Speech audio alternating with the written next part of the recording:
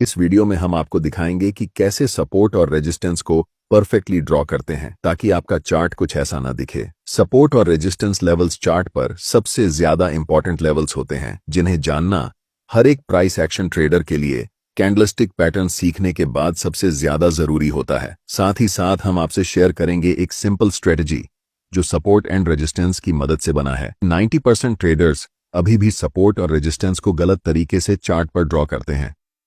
ये इतना इंपॉर्टेंट क्यों है? क्योंकि अगर आप सपोर्ट और रेजिस्टेंस को अच्छे से ड्रॉ करना सीख गए तो आप मार्केट के टॉप और बॉटम को ट्रेड कर सकते हैं, जो कि हर ट्रेडर का सपना होता है। ऐसी ट्रेड्स में बहुत बड़े बड़े प्रॉफिट देखने को मिलते हैं और उनकी विन रेट सबसे ज्यादा होती है। इसे एक एग्जाम्पल के साथ समझते हैं। यहां एक रेजिस्टेंस लेवल है जहां प्राइस नीचे से ऊपर गई है, लेकिन इस लेवल से मार्केट रिवर्स हो जाती है। नेक्स्ट टाइम जब भी प्राइस दोबारा इस लेवल को हिट करती है तो बहुत ज्यादा चांस होता है कि प्राइस वहां से नीचे की तरफ रिवर्स कर जाए। ऐसी सिचुएशन में आप सेल ट्रेड में एंट्री कर सकते हैं और आपको बहुत बड़ा प्रॉफिट हो सकता है। एक बड़ी मिस्टेक जो लगभग सभी बिगनर ट्रेडर्स करते हैं वह है कि वे चार्ट पर मल्टीपल लाइंस ड्रॉ करते हैं, जैसे कि इस एग्जाम्पल में।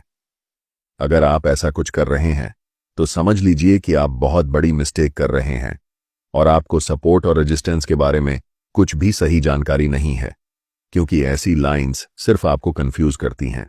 सपोर्ट और रेजिस्टेंस ड्रॉ करने का मकसद होता है कि चार्ट्स को इजी करें, जिससे हमें ट्रेड में एंट्री और एग्जिट करने में आसानी हो। ज्यादातर ट्रेडर्स ऐसी मिस्टेक कर रहे हैं क्योंकि वे सीक्रेट सपोर्ट और रेजिस्टेंस रूल्स को फॉलो नहीं करते। इन 4 सीक्रेट रूल्स को समझते हैं। पहला रूल, मल्टीपल रिजेक्शंस।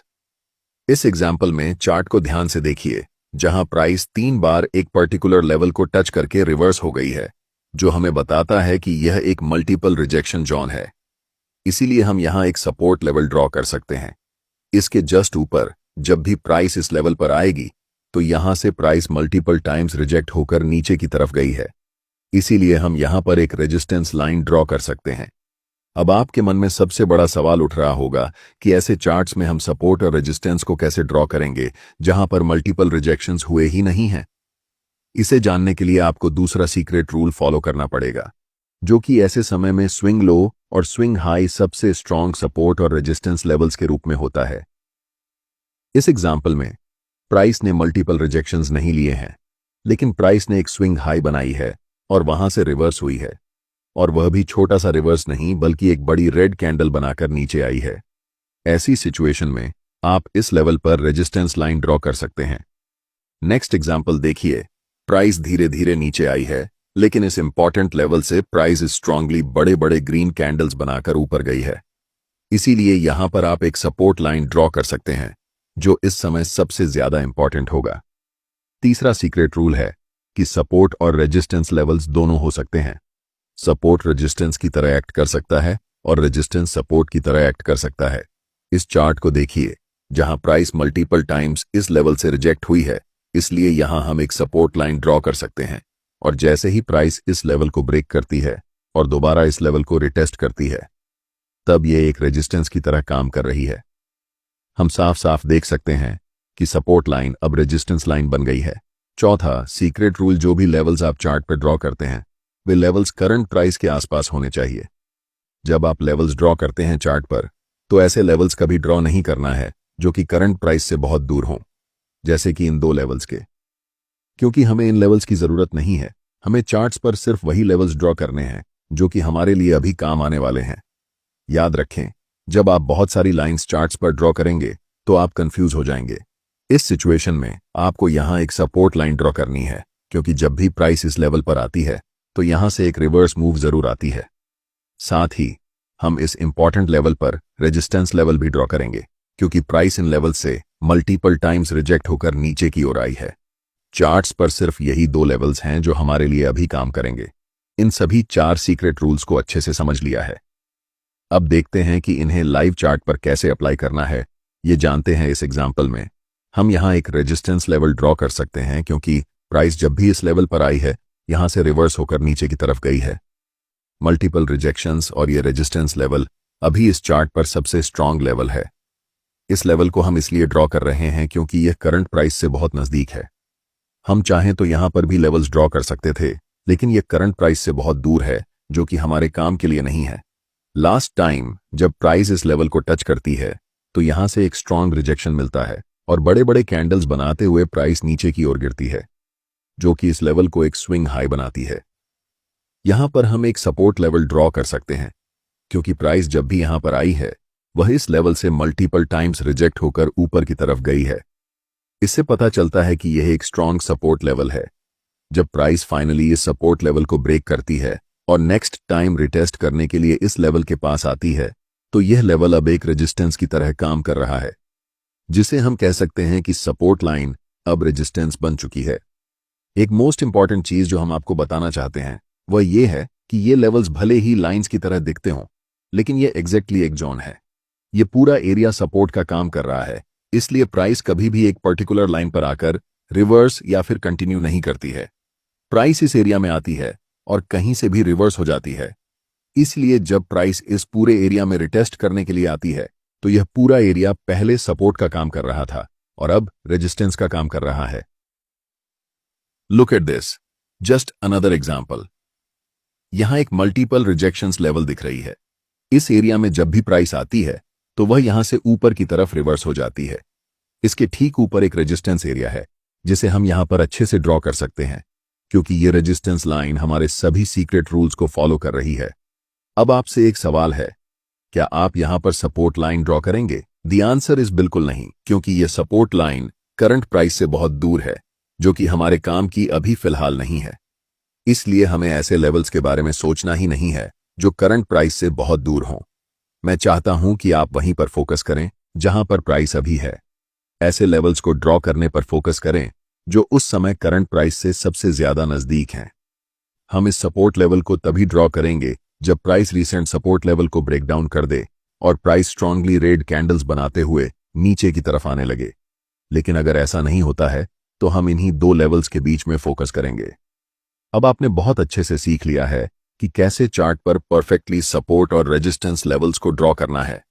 इसलिए अब मैं आपको मेरी सबसे सिंपल और high win rate trading strategy बताने जा रहा हूं, जिसके लिए मैंने शुरुआत में आपसे प्रॉमिस किया था। इस चार्ट्स को ध्यान से देखिए। मैंने यहां एक रेजिस्टेंस लेवल ड्रॉ किया है, क्योंकि जब भी प्राइस इस इंपॉर्टेंट एरिया में आती है तो यहां से प्राइस रिजेक्ट होकर नीचे की तरफ जाती है।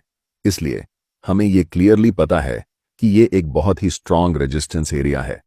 पहली चीज जो आपको यहां पर देखनी है वह यह है कि इस समय प्राइस इन लेवल्स पर क्या कर रही है। क्या प्राइस इस लेवल को ब्रेक करके ऊपर जाने वाली है या फिर इस लेवल को रिस्पेक्ट करते हुए वापस नीचे की तरफ आने वाली है?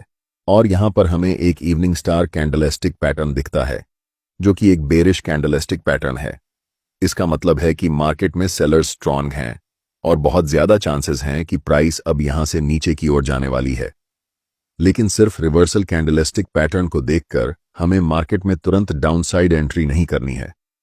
हमेशा आपको मल्टीपल कंफर्मेशन ढूंढने होते हैं, क्योंकि जितने ज्यादा कंफर्मेशन सिग्नल्स हमारे पास होंगे उतना ही ज्यादा मार्केट के नीचे जाने के चांसेस रहेंगे। अगली चीज जो हम यहां देख रहे हैं वह यह है कि यहां कैंडलस्टिक और मूविंग एवरेज की क्रॉसओवर हो रही है। This is my last conformation. इससे पहले मूविंग एवरेज कैंडलस्टिक पैटर्न के नीचे थी, लेकिन इस क्रॉसओवर के बाद मूविंग एवरेज कैंडलस्टिक के ऊपर हो चुकी है और प्राइस धीरे धीरे नीचे की ओर जा रही है। अब हमारे पास 3 कंफर्मेशन हैं जिस कारण हम सेल ट्रेड में एंट्री ले सकते हैं। पहला, हमारे पास एक इंपॉर्टेंट रेजिस्टेंस लेवल है। दूसरा, इस इंपॉर्टेंट रेजिस्टेंस लेवल के पास एक इवनिंग स्टार कैंडलस्टिक पैटर्न की फॉर्मेशन हुई है, जो कि एक बेरिश कैंडलस्टिक पैटर्न है। और तीसरा, मूविंग एवरेज क्रॉसओवर है। हम अपना स्टॉप लॉस इस रेजिस्टेंस लेवल के ऊपर प्लेस करेंगे। ध्यान रखें कि कभी भी स्टॉप लॉस को जस्ट कैंडल के ऊपर प्लेस नहीं करना चाहिए, क्योंकि हमेशा कुछ चांसेस होते हैं कि प्राइस फिर से रिवर्स होकर उस कैंडलस्टिक के हाई को ब्रेक कर सकती है। और टारगेट हमेशा रीसेंट की लेवल्स तक रखना चाहिए। इस समय हमारे पास एक सपोर्ट लेवल है, इसलिए हम यहां तक अपनी टारगेट्स रखने वाले हैं। अगर आप भी इस तरह से सपोर्ट और रेजिस्टेंस का इस्तेमाल करके ट्रेड में एंट्री लेंगे तो आपको भी ट्रेड की एक्यूरेसी हाई होगी। कोई बात नहीं, अगर आपने अभी तक इसे पूरी तरह से नहीं समझा है तो चलिए इसे एक और एग्जाम्पल से समझते हैं। इस समय प्राइस एक मेजर सपोर्ट एरिया के पास है, लेकिन सिर्फ प्राइस सपोर्ट एरिया के पास होने से हमें ट्रेड में एंट्री नहीं करनी है। हमें हमेशा कंफर्मेशन के लिए इंतजार करना होगा। एटलीस्ट हमारे पास 3 कंफर्मेशन होना चाहिए, तभी हम ट्रेड में एंट्री करेंगे। इस समय हमारे पास सिर्फ एक कंफर्मेशन है कि प्राइस सपोर्ट लेवल के पास है, इसलिए हमें पेशेंस रखकर मार्केट में इंतजार करना होगा। जब प्राइस इस सपोर्ट लेवल पर एक बुलिश इनगल्फिंग कैंडलस्टिक पैटर्न को फॉर्म करती है, जिसका मतलब होता है कि इसकी सपोर्ट लेवल पर बाइंग प्रेशर बहुत ज्यादा है, ये हमें एक सिग्नल देती है कि प्राइस अब इस सपोर्ट लेवल को नीचे ब्रेक नहीं करेगी। ये हमारे लिए एक और कंफर्मेशन है, और तीसरा कंफर्मेशन है मूविंग एवरेज क्रॉसओवर। इससे पहले प्राइस मूविंग एवरेज के नीचे चल रही थी, लेकिन अब इस क्रॉसओवर के बाद प्राइस मूविंग एवरेज के ऊपर चलने वाली है। अब हमारे पास 3 कंफर्मेशन हैं, जिनके आधार पर हम मार्केट में बाय साइड में ट्रेड एंट्री कर सकते हैं। हमारा स्टॉप लॉस जस्ट इस सपोर्ट लेवल के नीचे होगा और टारगेट नेक्स्ट की लेवल के ऊपर, जो कि इस समय हमारे लिए ये रेजिस्टेंस लेवल है। ट्रेड में एंट्री के बाद प्राइस धीरे धीरे ऊपर की ओर जाने लगती है, और जब प्राइस इस रेजिस्टेंस लेवल को टच करती है तो हम मार्केट से निकल जाते हैं। तो यह था रेजिस्टेंस और सपोर्ट लेवल्स पर अल्टीमेट गाइड, जिसे जानना आपके लिए जरूरी था।